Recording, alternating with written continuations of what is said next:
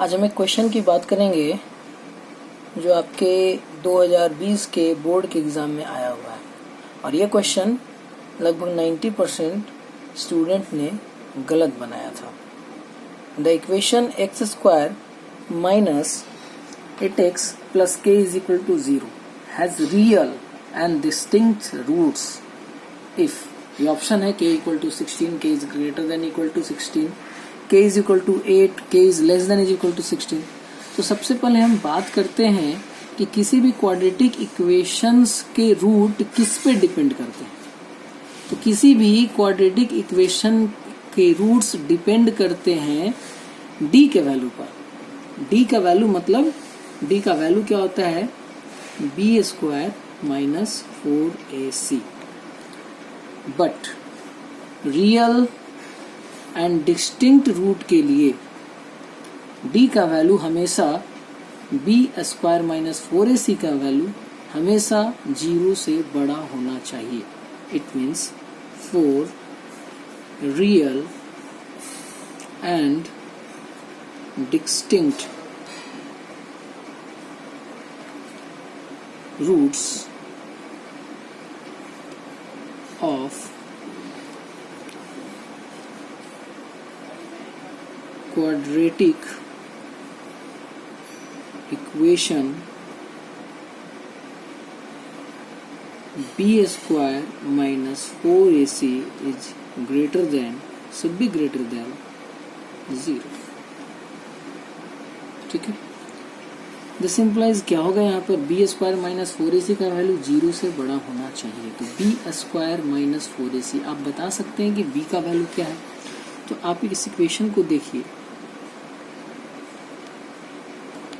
इसमें a का value 1 है, b का वैल्यू माइनस 8 है और c का वैल्यू k है और इसी k का वैल्यू हमें निकालना है। तो b का वैल्यू 1 है, 1 स्क्वायर माइनस 4, b का वैल्यू माइनस 8 है, b का value minus 8 minus 4 into a का वैल्यू 1 है और c का वैल्यू k है। इसका वैल्यू 0 से बड़ा होना चाहिए। माइनस 8 का स्क्वायर करेंगे तो 64 आएगा, minus 4k is greater then 0। यहाँ से 4 कॉमन लेते हैं तो 16 4 जा 64 minus k is greater then 0। यहाँ हम लिख सकते हैं 16 minus k is greater then 0। अब यहाँ पे मिस्टेक हर एक बच्चा लगभग 90% बच्चा करता है कि k का वैल्यू क्या होगा जिससे 16 माइनस k का वैल्यू 0 से बड़ा होगा। तो आप बताओ कि अगर k का वैल्यू अगर 16 से बड़ा रख दे, अगर 17 रख दे, चलो रफ देखो, k का वैल्यू 17 रख दे तो 16 माइनस 17 का वैल्यू क्या आता है, -1, जो कि -1 क्या हो जाएगा, 0 से छोटा हो जाएगा। यानी k का वैल्यू क्या रखना चाहिए, k का वैल्यू क्या रखना चाहिए जिससे k का वैल्यू इस इक्वेशन का वैल्यू 0 से बड़ा हो। अगर k का वैल्यू 16 भी रखोगे तो 16 माइनस 16 इज इक्वल टू हो जाएगा 0, यानी 0 के बराबर हो जाएगा। इसका मतलब ये होता है कि k का वैल्यू हमेशा 16 से छोटा होना चाहिए, तभी जाकर इस इक्वेशन का वैल्यू सेटिस्फाइड करेगा। तो यहाँ पर डायरेक्ट लिखेंगे सो k इज लेस देन 0 और यही आंसर होगा।